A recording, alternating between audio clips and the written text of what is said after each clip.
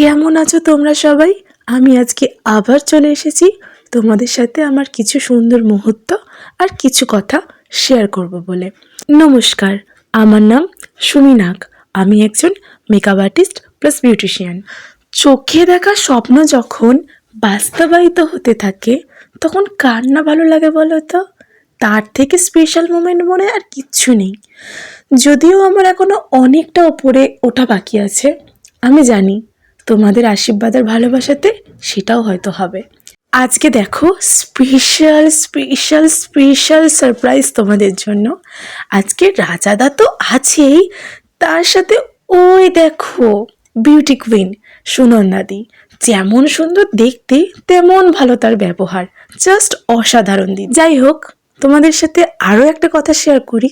দেখো, আমরা যেহেতু প্রচণ্ড মিডল ক্লাস ফ্যামিলি থেকে বিলং করি, আমাদের রাস্তাটা না ছোট থেকে স্মুথ না।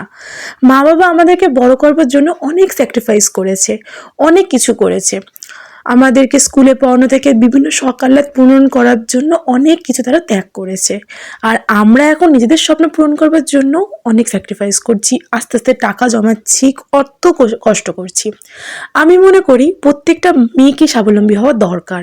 আর কি জানো তো, স্বাবলম্বী হতে গেলে শুধু চেষ্টা লাগে তা নয়, ইনভেস্টমেন্টটাও দরকার।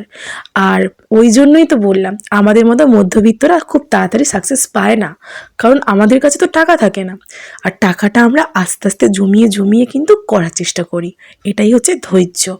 তাই একটা সফলতা পেতে গেলে ধৈর্য, টাকা, সঞ্চয় সমস্ত কিছুর দরকার হয়, জানো তো। আর অবশ্যই স্বপ্নটা থাকতে হবে, ভালোবাসাটা থাকতে হবে কাজের প্রতি। আর হ্যাঁ, প্রত্যেকটা মেয়েকেই স্বাবলম্বী হওয়া দরকার। ভালো থেকো তোমরা সবাই।